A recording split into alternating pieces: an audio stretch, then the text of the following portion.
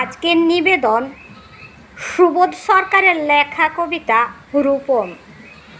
রূপমকে একটা চাকরি দিন, MA পাস, বাবা নেই, আছে শুধু প্রেমিকা, সে আর 2-1 মাস দেখবে। তারপর নদীর এপার থেকে নদীর ওপারে গিয়ে বলবে, রূপম আজ চলি, তোমাকে মনে থাকবে চিরদিন। রূপমকে একটা চাকরি দিন, যে কোনো কাজ, পিয়নের কাজ হলেও চলবে। তমালবাবু ফোন তুললেন।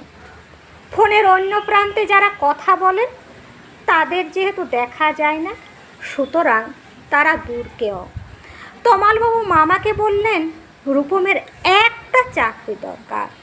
মামা বললেন কাকাকে, কাকা বললেন জ্যাঠাকে, জ্যাঠা বললেন বাতাসকে। মানুষ জানলে একরকম, কিন্তু বাতাস জানলে প্রথমেই ছুটে গেল দক্ষিণে। সে বলল দক্ষিণের অরণ্যকে, অরণ্য বলবে আগুনকে। আগুন গেল আলিমুদ্দিন স্ট্রিটে, আলিমুদ্দিন ছুটল নদীকে বলার জন্য। নদী এসে আছড়ে পড়ল উপকূলে, আর সমুদ্র হিমাচল বলে উঠল, রূপমকে একটা চাকরি দাও। MA পাশ করে বসে আছে ছেলেটা। কয়েক মাস বাদের ঘটনা। আমি বাড়ি ফিরছিলাম সন্ধেবেলায়। গলির মোড়ে 7-8 জনের জটলা দেখে থমকে দাঁড়ালাম। জল থেকে সদ্য তুলে আনা রূপমের ডেড বডি, সারা গায়ে ঘাস খড়কুটো, হাতের মুঠোয় ধরে থাকা একটা 1 টাকার কয়েন। পাবলিক বুথ থেকে কাউকে ফোন করতে চেয়েছিল রূপম।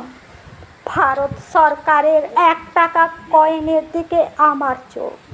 সারা গায়ের সবুজ ঘাস, ঘাস নয় অক্ষর। MA পাস করতে একটা ছেলেকে যত অক্ষর পড়তে হয়, সেই সমস্ত ব্যর্থ অক্ষর ওর গায়ে লেগে আছে।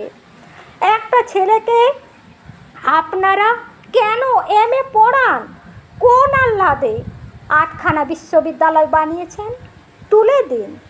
এই কথাগুলো বলবো বলে ফোন তুললাম পবিত্র সরকারের। ফোন বেজে উঠল, ফোন বেজে চলল, ফোন বেজেই চলল। 20 বছর ধরে ওই ফোন বেজে চলেছে, আরও 20 বছর বাজবে। বাতাস বলছে অরণ্যকে, অরণ্য চলেছে নদীর দিকে। নদী উপকূল থেকে আছড়ে পড়ে বলবে, রূপমকে একটা চাকরি দিন। কে রূপম? রূপম আচার্য, বয়স 26, MA পাস, বাঁদিকের গালে একটা কাটা দাগ আছে। নমস্কার।